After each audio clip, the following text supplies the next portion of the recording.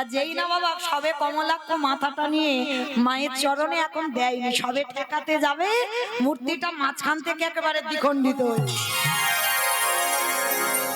কে গো মা প্রণাম নিতে পারে কোনোদিন? কারণ এটা কে আর ওটা কে, এরা বুঝতে পারছে না, মহাদেবী বুঝতে পারছে না তার গর্ভে কে এসেছে, কিন্তু ওটাই তো পরম বৈষ্ণব বাবা ভোলানাথ। আর ভোলানাথ আমার জগৎ জননী মাকে যদি প্রণাম করে সেই প্রণাম নিতে পারে? তা যেই না প্রণাম করতে গেছে এখন মাথাটা ঠেকেনি, দৈব বাণী করলো কমলাক্ষ।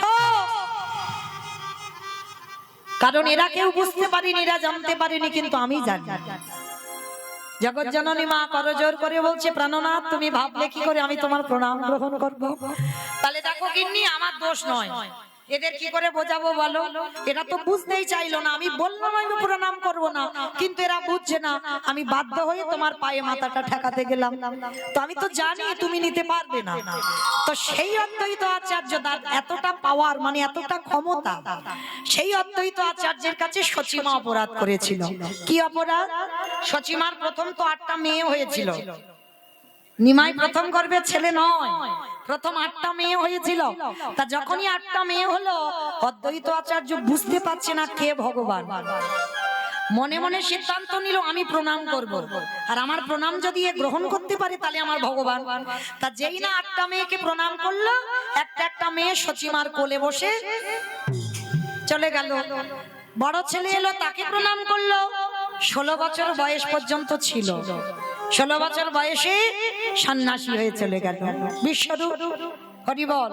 তারপরে দশম গর্ভে নিমাই, আর নিমাই যেই না জন্মালো প্রণাম আর করতে দেবে না সচিমা, ভয়। কারণ ওই অদ্বৈত প্রণাম করেছে বলে 8টা মেয়ে মরেছে, বড় ছেলে চলে গেছে, আর আমি তো একে প্রণাম করতে দেব না। কিন্তু অদ্বৈত আচার্য শুধু মনে মনে ভাবছে কবে নিমাইকে প্রণাম করব, কারণ নিমাইকে প্রণাম করলে ও যদি গ্রহণ করতে পারে তাহলে জানবো ওই ভগবান। তা সবে মাত্র অদ্বৈত আচার্য নিমাইয়ের ঘরে আসছে প্রণাম করবে, সচিমা পিছন থেকে বলেন দাঁড়া, খবরদার আমার ছেলেটার কাছে তুই যাবি না, কারণ তোকে সবাই বলে নবদ্বীপে তুই অদ্বৈত, কিন্তু আমি বলবো তুই অদ্বৈত নয়, তুই হলি দ্বৈত।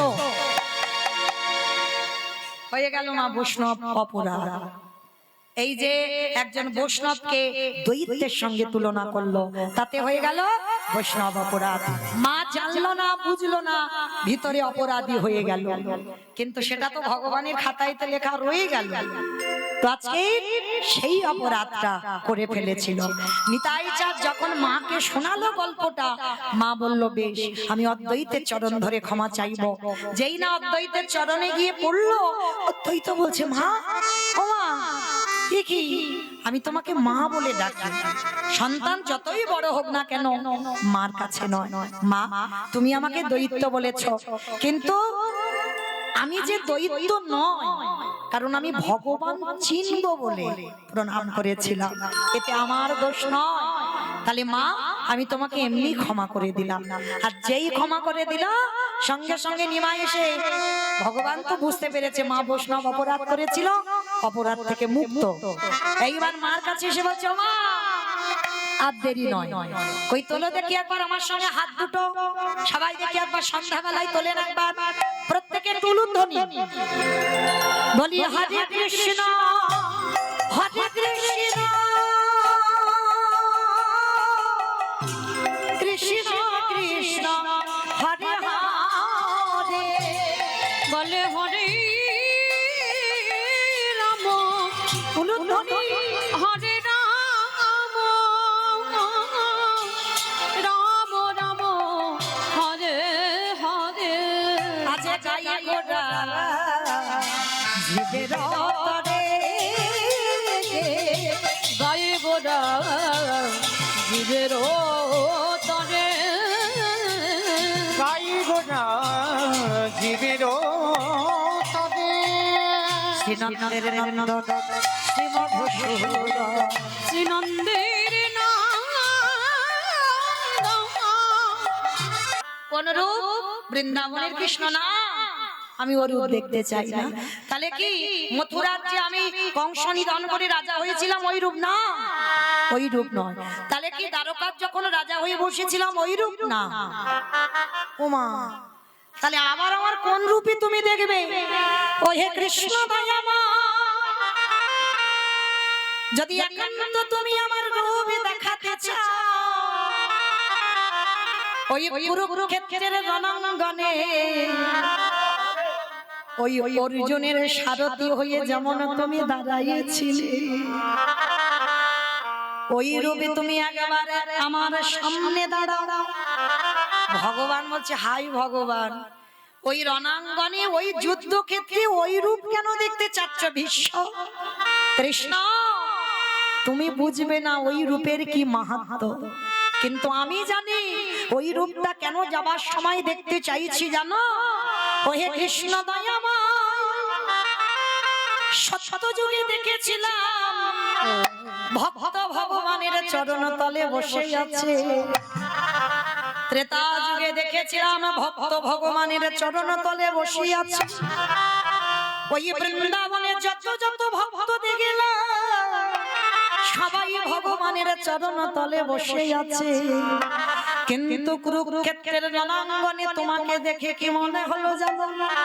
ওই আমার অর্জুন দাঁড়িয়ে আছে উপরে, তুমি তার নিচেতে ঘোড়ার লাগামে ধরে আছো, দেখে আমার কি মনে হলো জানো? আজ ভক্তির চরণে ভগবান বসে আছে, আমি ওই রূপে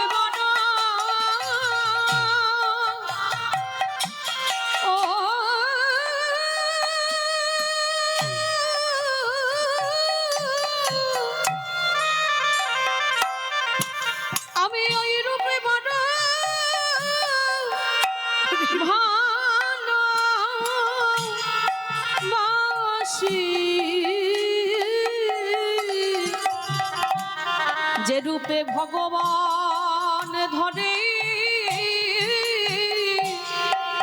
ওই ভক্তের পায়ে, হে কৃষ্ণ দয়াময়, হে কৃষ্ণ দয়াময়,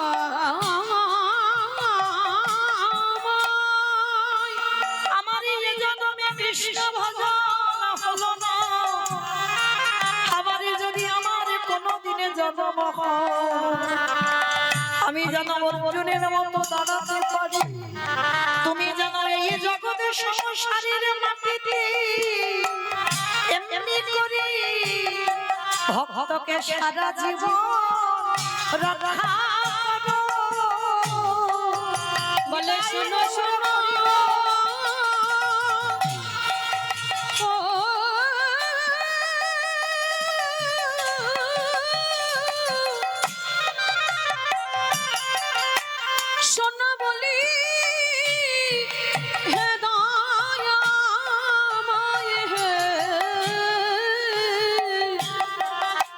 যুগে যুগে এমনি করে ভক্তকে রক্ষা করো। ভীষ্মকে হৃদয়ে ধরে বললেন, ভীষ্মদেব, এই কুরুক্ষেত্রের রণাঙ্গনে আমার যে রূপ, সেই রূপ তো কোনোদিন কেউ দেখতে চাই না, কিন্তু তুমি এত অনুভব করেছো, এত ভেদ করেছো, কিন্তু ভীষ্ম তোমার চরণে আমি জানাই রাখলাম, শুধু এ যুগে নয় আমি যুগে যুগে আমি ভক্ত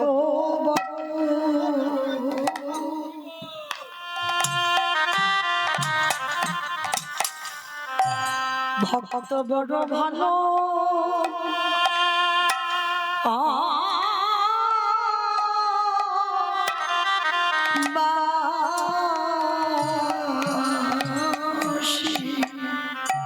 আমি যে ভক্ত ছাড়া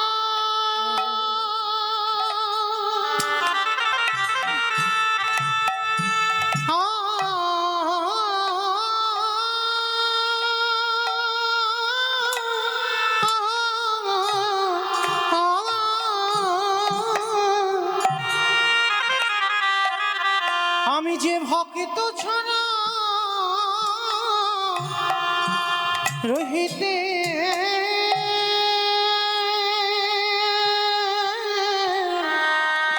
নারে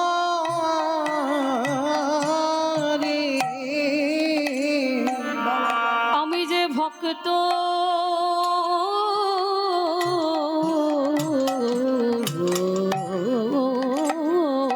বড়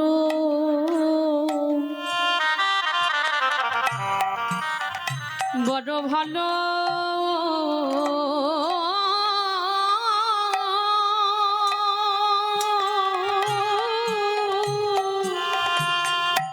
ভালোবাসি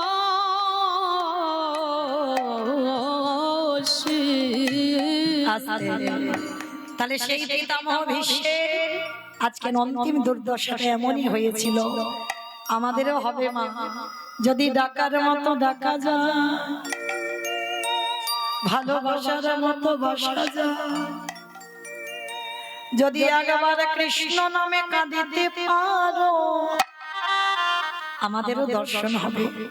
ভগবানের কাছে একটা কথা জানিও মা, যদি এই দেহে প্রাণ থাকতে যদি দেখা না দাও, কিন্তু যেদিন আমার নিদানের সময় হবে,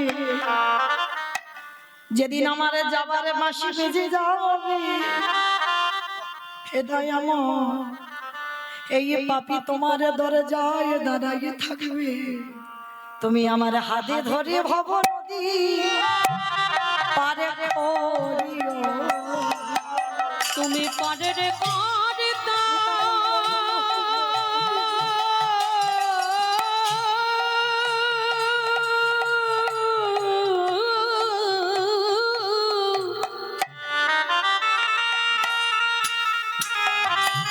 তুমি পারের কারিতা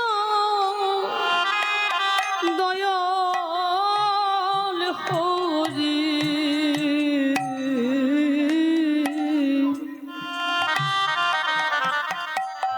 সেদিন হাতে ধরে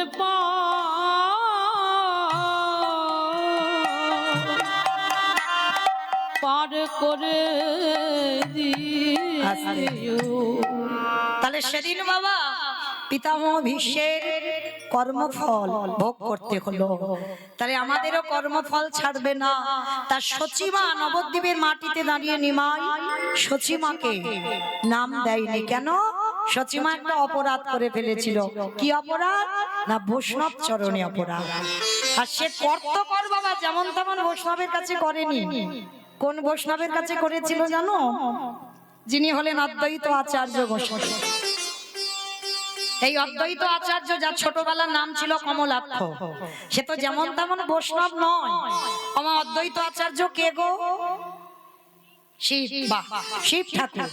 তো জানো একটা কাহিনী মনে পড়ে গেল, একটু ছোট করে বলি। এই কমলাক্ষ জন্মাবার পর যখন একটু একটু হাঁটতে শিখেছে, মা কমলাক্ষ মায়ের হাতটা ধরে, নাভা দেবীর হাতটা ধরে গেছে কোথায়? নবদ্বীপে। আর নবদ্বীপে যখন বেড়াতে গেছে বাবা, গিয়ে বাবা একটা কালী মন্দির, কালী মন্দির দর্শন করেছে।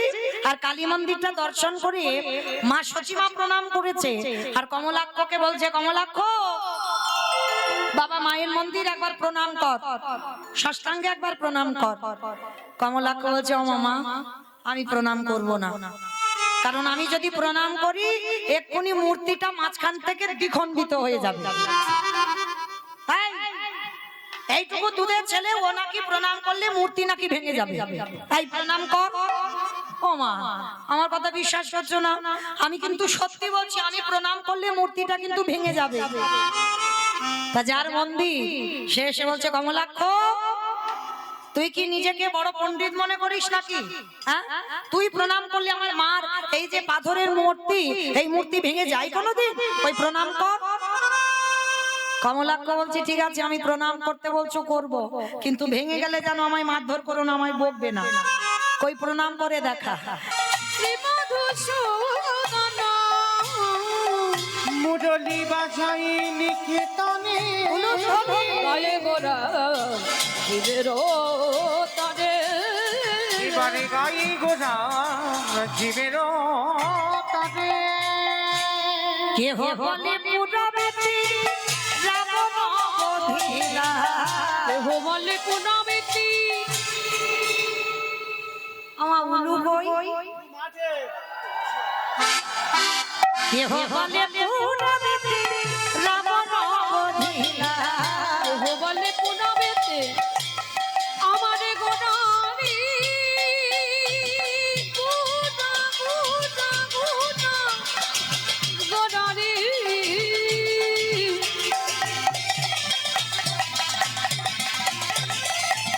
গোড়া গোড়া গোড়া গোড়ারি গোড়া গোড়ারি ওই নদীয়ার চাঁদ গোড়া আমার আমার প্রাণে গোড়া কেহ বলে পুনবেতে রাবণ বধিলা আজি গোলকের বৈভব লীলা প্রকাশ করিলা ওই গোলকের বৈভব লীলা প্রকাশ করিলা এবারে গোলকের বৈভব লীলা প্রকাশ করিলা শ্রী রাধারে ভাবে গোটায় অবতার রাধারে ভাবে গোড়া গোটা শ্রীরাধারে ভাবে এবে গোটায় অবতার ওই শ্রী রাধারে ভাবে গোড়া গোটা হরে কৃষ্ণ নামে গৌরে করিলা প্রচার ওই হরে কৃষ্ণ নাম গৌর করিলা